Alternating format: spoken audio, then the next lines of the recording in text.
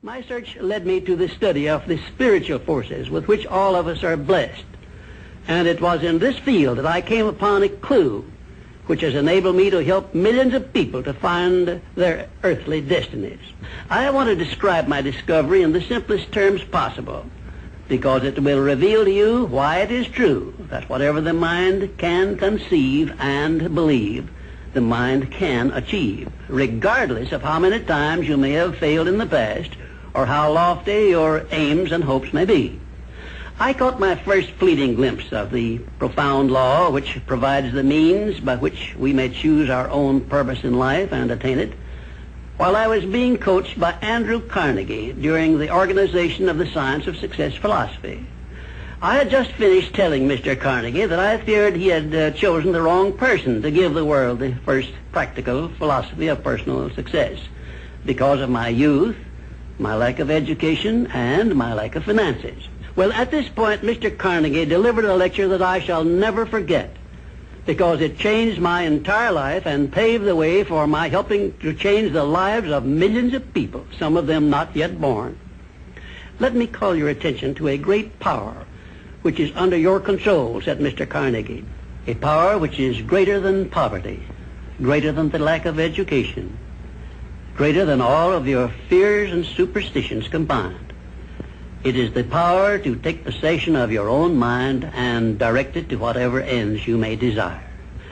This profound power, Mr. Carnegie continued, is the gift of the Creator, and it must have been considered the greatest of all of his gifts to man, because it is the only thing over which man has the complete and unchallengeable right of control and direction.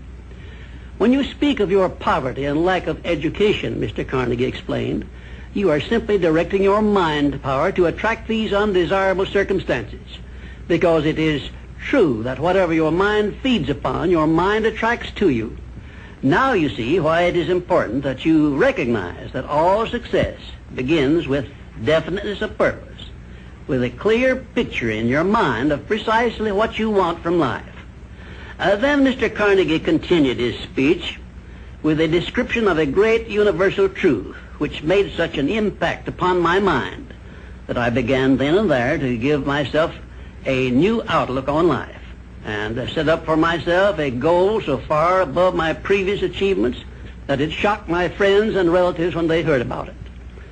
Everyone, said Mr. Carnegie, comes to the earth plane blessed with the privilege of controlling his mind power and directing it to whatever ends he may choose. But, he continued, everyone brings over with him at birth the equivalent of 2 sealed envelopes, one of which is clearly labeled, the riches you may enjoy if you take possession of your own mind and direct it to ends of your own choice. And the other is labeled, the penalties you must pay if you neglect to take possession of your mind and direct it. And now let me reveal to you, said Mr. Carnegie, the contents of those 2 sealed envelopes.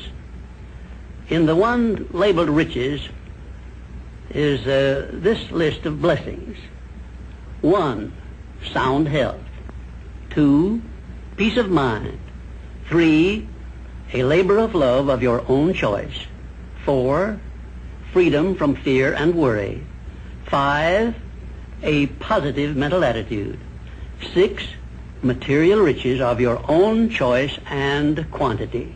In the sealed envelope labeled penalties, Mr. Carnegie continued, is this list of the prices one must pay for neglecting to take possession of his own mind. 1, ill health. 2, fear and worry. 3, indecision and doubt. 4, frustration and discouragement throughout life. 5, poverty and want.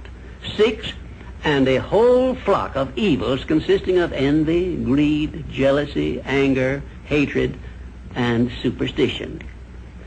Now, my mission in life is to help you and everyone who needs my help to open up and use the contents of the sealed envelope labeled riches. And the starting point from which you must take off if you wish to write your own ticket from here on out for the remainder of your life, I will describe for you in these simple instructions. 1, procure a neat pocket-sized a notebook, or something on the order of this one here, loose leaf affair.